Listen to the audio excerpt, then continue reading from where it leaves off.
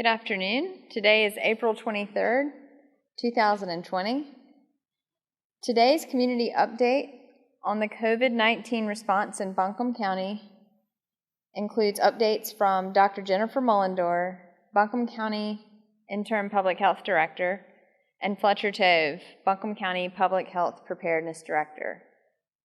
My name is Stacy Wood, and I serve as a Public Information Officer here in the Emergency Operations Center.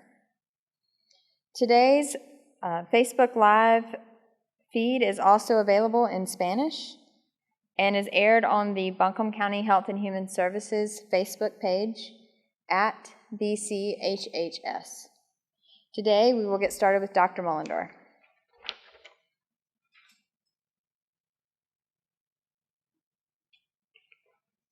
Good afternoon. As of noon today, there have been 51 lab-confirmed cases of COVID-19 in Buncombe County residents. There remain 3 COVID-19 associated deaths in Buncombe County.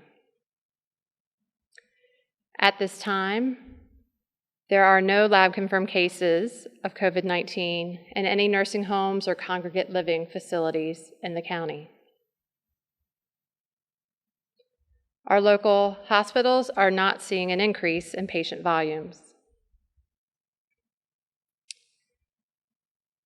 With regards to testing for COVID-19, approximately 2,170 tests have been conducted by providers in Buncombe County for Buncombe County residents. And this count now includes rapid tests conducted at Mission Hospital.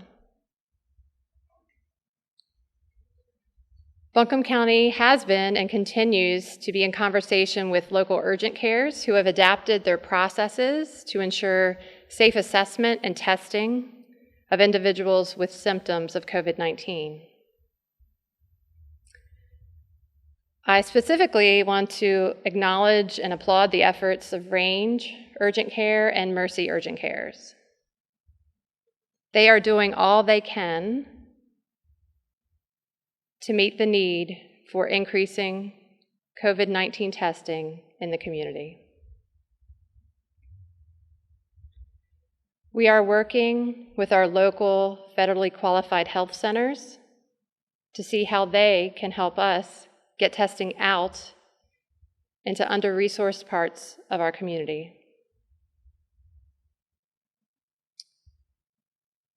We have put out a request to our local hospital systems to see how they can support increased testing in our community and the region as a whole.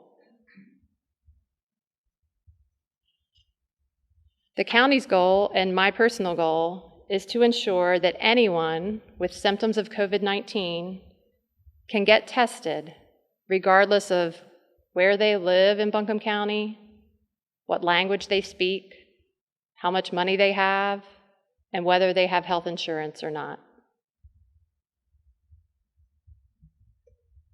At this point, public health experts believe that COVID-19 will be something we will still be dealing with in the fall and into next year. Buncombe County's COVID-19 response and recovery will be successful if we are able to increase testing in our area, identify the close contacts to those individuals, and follow the trends to know when we can ease back on the restrictions that we have put into place. This is a highly contagious virus, and until there is a vaccine, this will be our new normal. This is why we want to be clear. We are in this together, all of us. The residents and staff at the long-term care facilities, the grocery store workers stocking the shelves, healthcare providers, those who are working in factories and on farms, first responders, all of us living throughout Buncombe County. We are in this together. And every one of us, the efforts that we each make will determine how our response ends up and how the impact of that response.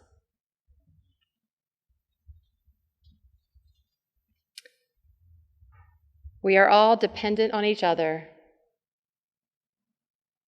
and this is truly a community of we. We applaud the efforts of everyone in the county who early on took this situation very seriously and took action by staying at home and reducing the contact they had with others outside of their immediate household. We appreciate those who have innovated to address COVID-19. And we appreciate the efforts of everyone who is tackling this reality head-on right now and doing the best they can under these difficult circumstances. We are grateful for the thoughtfulness and generosity that we see out in our community. Even in these extremely hard times, people in Buncombe County roll up their sleeves and get to work to do the right thing. Thank you and stay safe.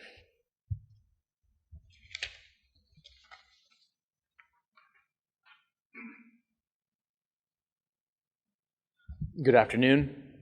I'm Fletcher Tove, Buncombe County Public Health Emergency Preparedness Director. Public Health continues to develop a comprehensive strategy to slowly and methodically reopen our community and economy. We are looking at a phased approach that will allow lower risk activities and businesses to gradually resume operations first, and then slowly ease restrictions across the community as conditions and data trends allow. We will have a draft proposal for leadership to review early next week.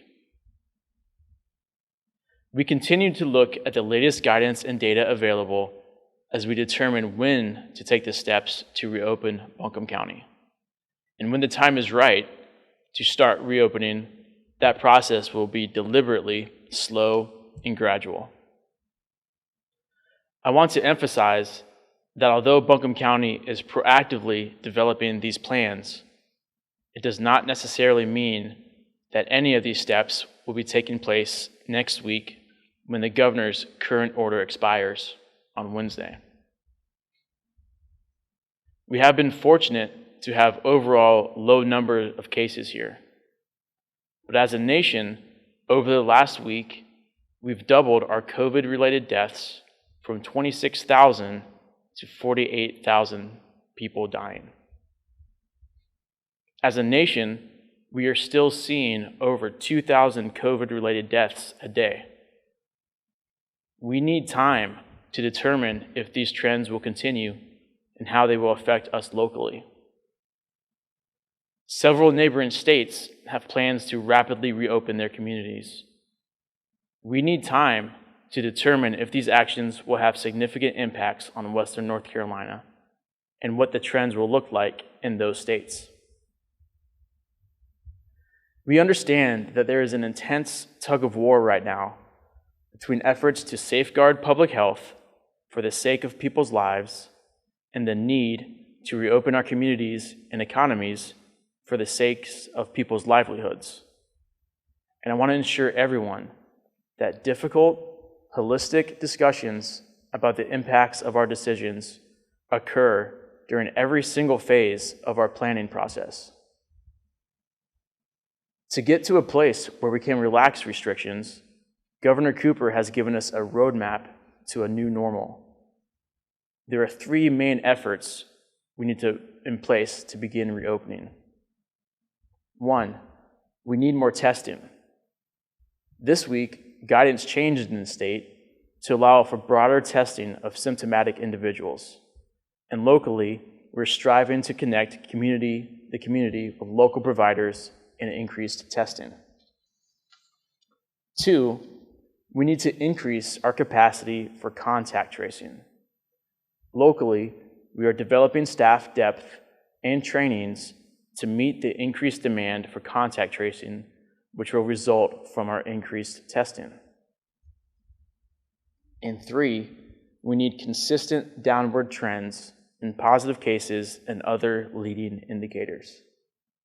Locally, we have been developing a tool that will help us determine those trends while also connecting people to testing and supporting extensive contact tracing. I'd like to preview this tool with you now. It's a locally developed COVID-19 self-checker, and it will go live on Monday afternoon. If you're experiencing COVID-like symptoms or concerned about a possible exposure, this self-checker is the most convenient way for you to get guidance on what your next steps need to be, and it may connect you to testing resources and follow-up from healthcare professionals at an individual level. The information we compile with this tool will also assist public health in anticipating surges on our healthcare systems and help coordinate our testing and contact tracing efforts as we work to reopen our community. It's a quick, confidential, easy-to-use assessment tool you can use online or by phone to determine if you may have COVID-19 and how you can proceed to get medical care. And we will have more information and details to share with you at Monday's community update. All of that is to say that Buncombe County is moving aggressively to meet Governor Cooper's 3 benchmarks for a new normal in a safe and diligent manner. Thank you.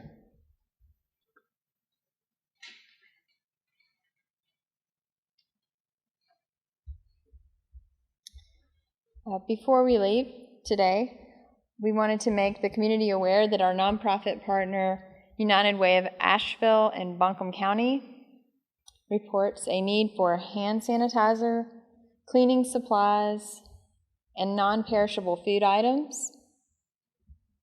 To donate supplies, visit handsonasheville.org for more information about how to contribute. Please continue to visit buncombecounty.org for information on COVID-19 in Buncombe County. Thank you for staying informed about our local response. We will provide our next community update on Monday, April 27th. Until then, stay safe.